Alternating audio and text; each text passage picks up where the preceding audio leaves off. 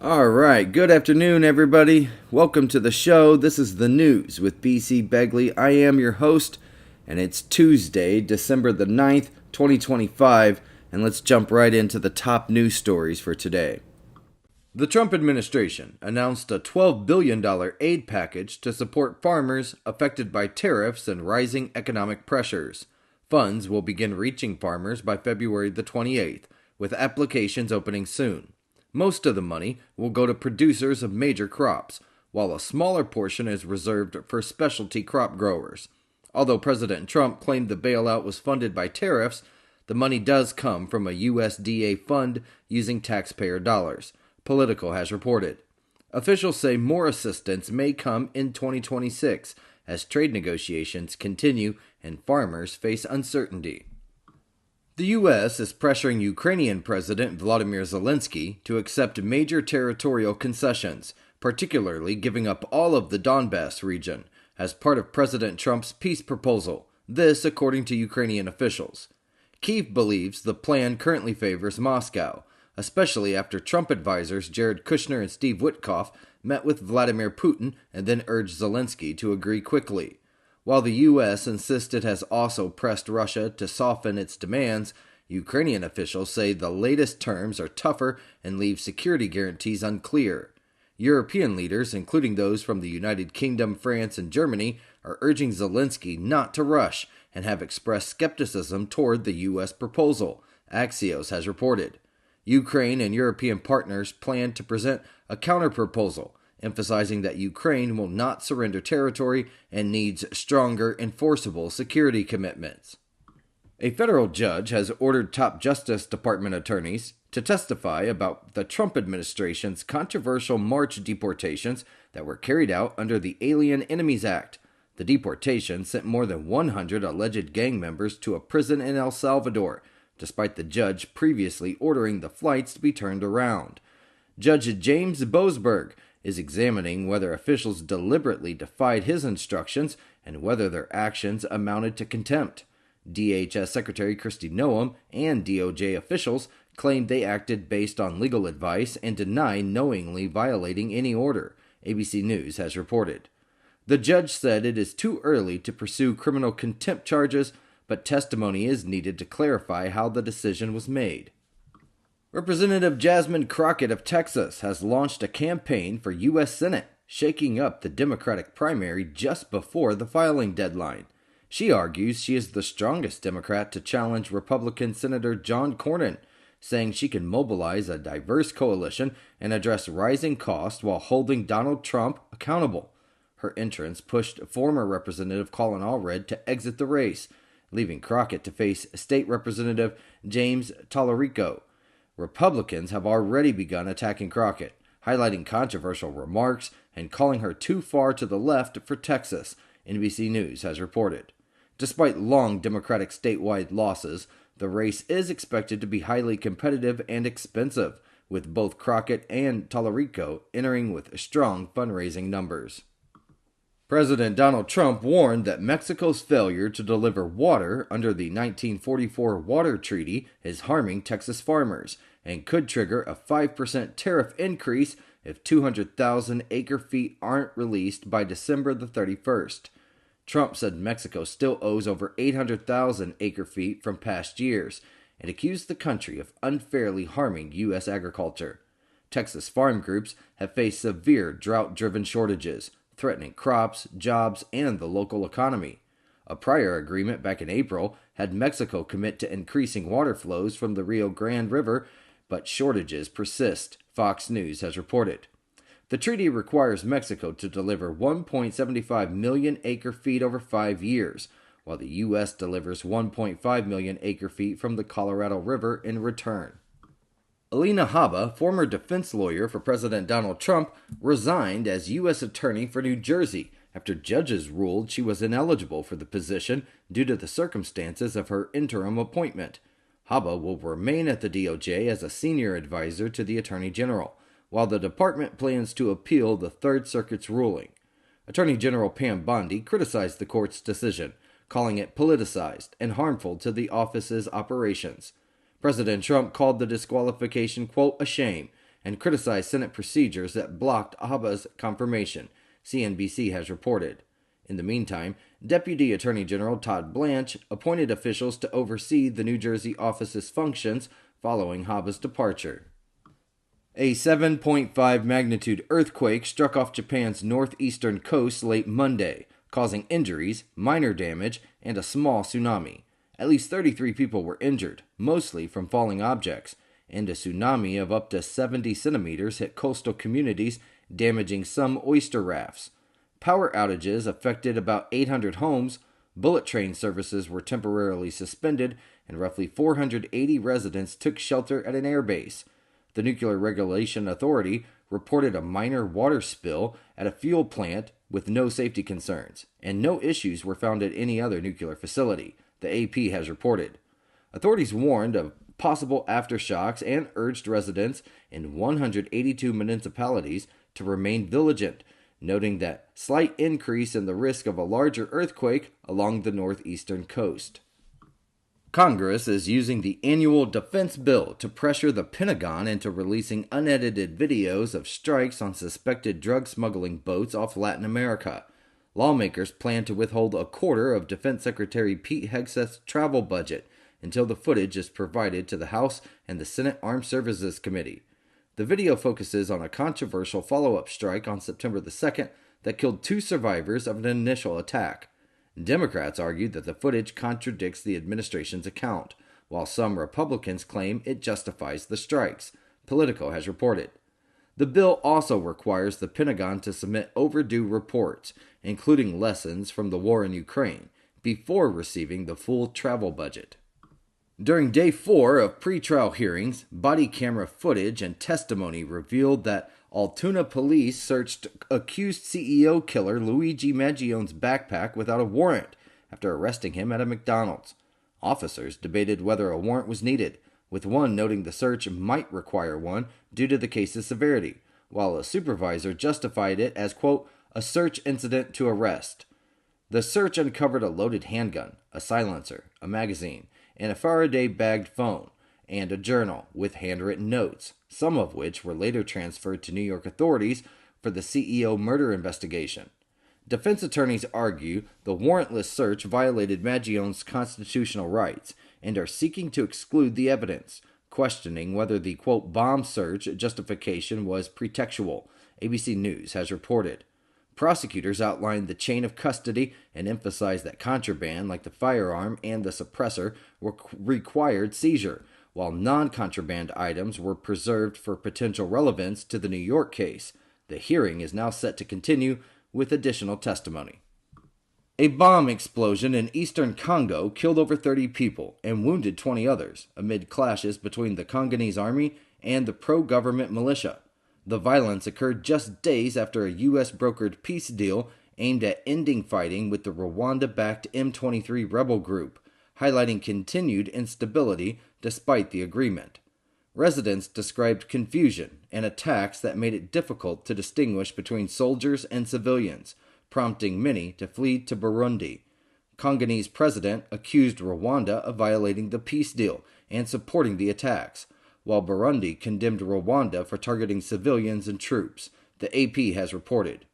The region remains a flashpoint, with M23 backed by Rwandan forces and the conflict displacing over 7 million people in eastern Congo. Okay, here's a look at the live weather radar from the National Weather Service. It's cold where I'm at, I'll just let you know. But let's do the National Weather Forecast for today. An atmospheric river will bring several days of heavy rain to the Pacific Northwest while delivering significant snowfall to the northern Rockies. A developing Clipper system will spread moderate to heavy snow across the upper Midwest and the Great Lakes through midweek, with strong flooding risks remain along the coastal Northwest. Meanwhile, colder air moving into the east will challenge low temperature records from the mid-Atlantic to New England. In contrast, the southern plains, the southwest, and the deep south will remain dry and warmer than normal.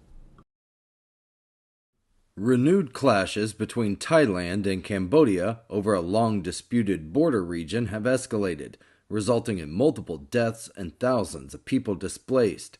Cambodia reports that 2 more civilians were killed overnight, raising its total to 7, while Thailand says that at least 3 of its soldiers have died. Both countries blame each other for breaking the fragile ceasefire that was established back in July. The ceasefire had been hailed as a historic achievement by U.S. President Donald Trump, with Cambodia even nominating Trump for a Nobel Peace Prize, the BBC has reported. The two nations have been contesting sovereignty along their 800-kilometer border for over a century. Tensions in southern Yemen escalated on Monday after the UAE-backed Southern Transitional Council seized control of parts of an oil-rich province, and in response, Yemen's airspace was briefly closed, stranding hundreds of passengers, as the Saudi-led coalition reportedly withheld flight permissions to send a, quote, message to the separatists. The takeover highlights divisions within the anti-Houthi camp, which opposes Iranian-backed Houthis controlling most of northern Yemen, including the capital of Sana'a. The Southern Transitional Council seeks an independent southern state, raising fears that Yemen could split after 3 decades of unification, the AP has reported. Saudi Arabia, which has controlled Yemen's airspace since entering the war back in 2015, did not officially confirm the closure. A total of 100 school children abducted from St. Mary's Catholic School in Niger State, Nigeria, were released over the weekend and hosted at a government ceremony on Monday, appearing relieved but disoriented. At least 303 children and 12 teachers were seized back on November the 21st, with 50 escaping and about 150 still in captivity. Details of the release, including whether a ransom was paid, were not disclosed, and the children had been in an area before returning to Mina for health checks and reunification with their families. President Bola Tinubu praised security forces for their efforts and vowed to continue working to free all remaining hostages amid a wave of similar kidnappings across northern Nigeria, ABC News has reported. No group has claimed responsibility, but armed gangs are widely blamed, and analysts note that ransoms are often paid quietly in such cases. On Monday, angry farmers in Crete stormed the tarmac at one airport, forcing a suspension of flights, while clashes erupted near another airport, leaving 2 people injured. The protests target delays in EU-backed agricultural subsidies, following a scandal revealing widespread fraudulent claims. Farmers across Greece have used tractors and vehicles to block roads, ports, and airports, disrupting traffic and freight transport, particularly at the northern borders.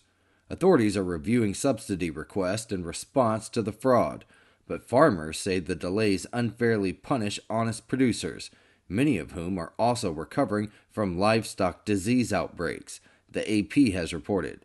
The scandal led to resignations of 5 senior officials, arrests for false claims, and an EU investigation into large-scale subsidy fraud and money laundering. At least 5 people, including 3 police officers, were killed and 3 others injured when a car exploded near a police station in Michoacan, Mexico on Saturday. The explosion scattered human remains across the area, and it is now currently under investigation by Mexico's Attorney General's office. Michoacan is a hotspot for drug cartel activity, including groups designated as terrorist organizations by the United States, and criminal groups increasingly use explosives, though car bombs are somewhat uncommon. The state's community police, originally formed to fight the drug cartels, have sometimes been infiltrated by criminal elements, CBS News has reported. The violence occurs amid ongoing cartel conflicts over drug trafficking routes and extortion operations, with local leaders and activists, such as a recently killed lime grower, frequently targeted for opposing organized crime. Florida Governor Ron DeSantis announced that the Muslim Brotherhood and the Council on American Islamic Relations will be designated as foreign terrorist organizations at the state level, following a similar move by Texas Governor Greg Abbott. The order directs Florida agencies to prevent unlawful activities by these groups and deny resources to anyone providing material support, citing alleged links to violence, terrorism, and fundraising for Hamas. The CAIR and its Florida chapter condemned the designation, calling it unconstitutional, defamatory, and politically motivated. accusing Governor DeSantis of prioritizing Israeli interest over Floridians and targeting American Muslims critical of U.S. policies in Israel. Florida's Attorney General supported the order, while the CAIR has indicated plans to challenge it in court, arguing that it violates their First Amendment and due process rights, Fox News has reported. The state-level designation does not carry the legal authority of a federal foreign terrorist organization listing, which only the U.S. State Department can issue. A recent Lending Tree survey found that 27% of Americans who use self-checkout have intentionally taken an item without scanning it, up from 15% back in 2023. Millennials and Gen Z adults were the most likely to admit this, while baby boomers were least likely at 2%. Men, 38%, were more than twice as likely as women, 16%, to steal, often citing financial pressures, higher prices, or a sense that prices are unfair. About a third of those who stole expressed no remorse, with many viewing it as compensation for, quote, unpaid work, The Hill has reported. Surprisingly, higher-income households were more likely to take items than lower-income households. PepsiCo announced plans to cut prices and eliminate nearly 20% of its product offerings by early next year, following pressure from activist investor Elliott Investment Management, which holds a $4 billion stake in the company. The company aims to use the savings to boost marketing, enhance consumer value, and accelerate the launch of products with simpler, functional ingredients, such as Doritos Protein and prebiotic cola. Elliott criticized PepsiCo for lacking strategic clarity and experiencing slowing growth and declining profitability in its North American businesses, and said the new plan will drive revenue and profit growth. PepsiCo also intends to review its supply chain, make broad changes, and target 2 to 4% organic revenue growth in 2026, the AP reports.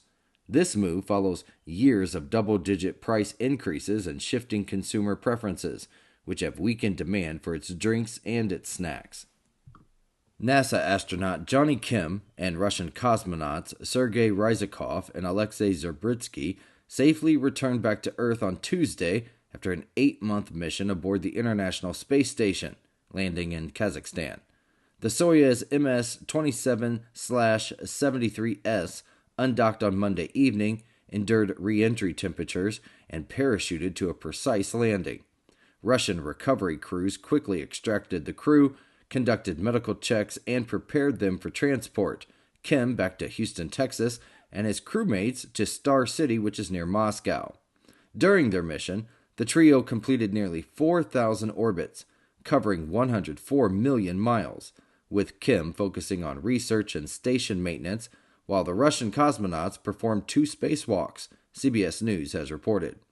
Kim reflected on the mission as a testament to human connection, calling the love and support among crewmates and teams the greatest quality enabling space exploration. Early on December the 8th, the Sun unleashed a powerful X-1.1 class solar flare from sunspot region AR 4298, temporarily disrupting radio communications across Australia and parts of Southeast Asia. The solar flare, which peaked at 12:01 a.m. Eastern Standard Time, also ejected a coronal mass ejection, or a CME, though initial analysis indicate that it is not Earth-directed. The eruption adds to an active week of solar activity, with several earlier CMEs expected to impact Earth between December the 8th and the 9th, potentially causing G2 to G3 geomagnetic storms and visible northern lights at high to mid latitudes.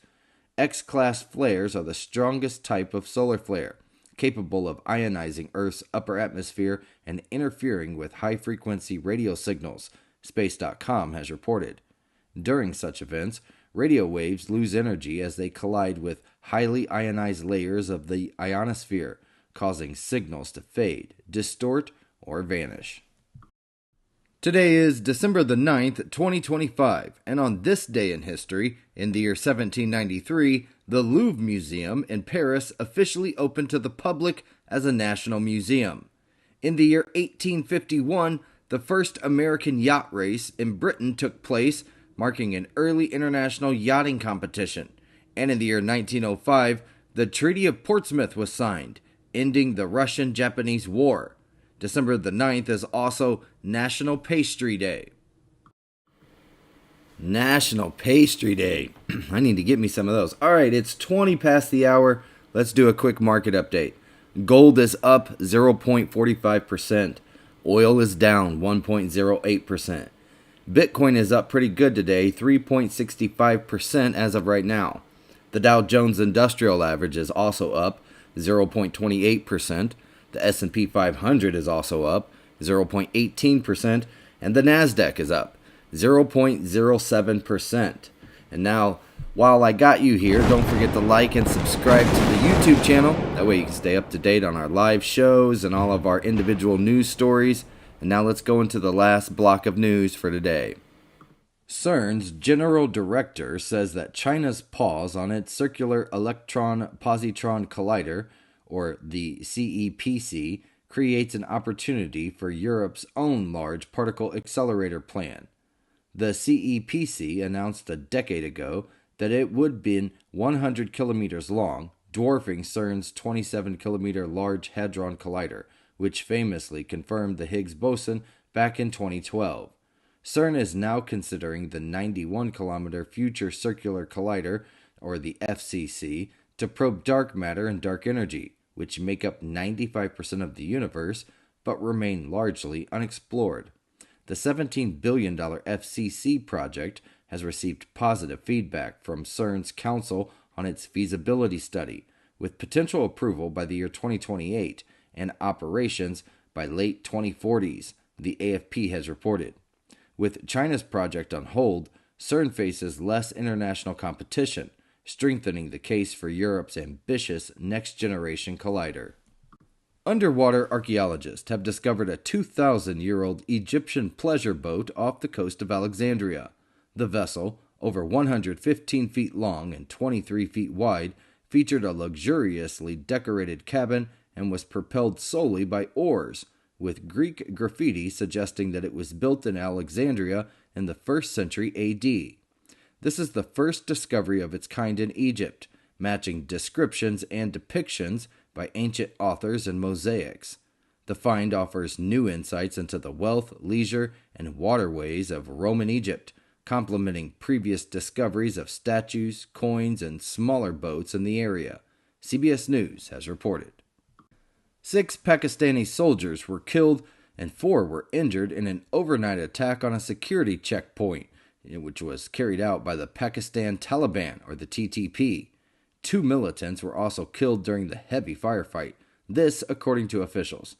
The attack comes amid heightened tensions along the Pakistan-Afghanistan border, following recent cross-border skirmishes that have killed dozens.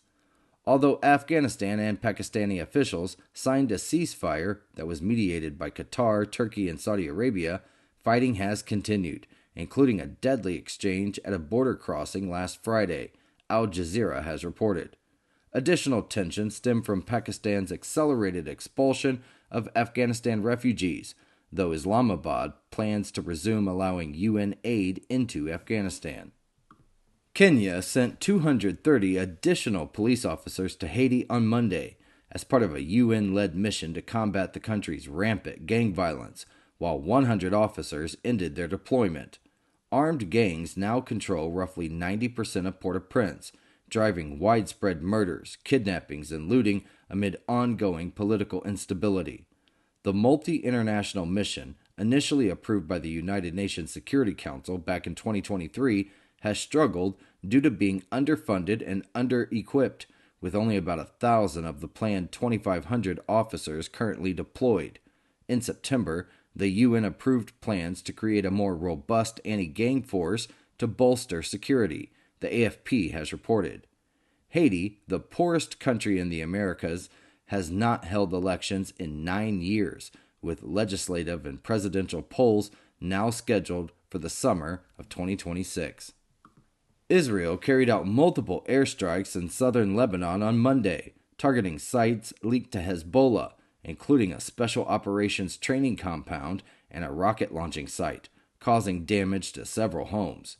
No immediate casualties were reported, but the attacks came amid ongoing tensions despite a U.S. brokered ceasefire last year, which ended over a year of fighting between Israel and Hezbollah. Lebanese officials, including the president and the prime minister, have emphasized negotiations and strengthened monitoring of the ceasefire, while Israel accuses Lebanon of not controlling Hezbollah's arsenal. Since the ceasefire, UN reports indicate at least 127 civilians, including children, have been killed in continued Israeli strikes, which UN officials warn may constitute war crimes, Al Jazeera has reported.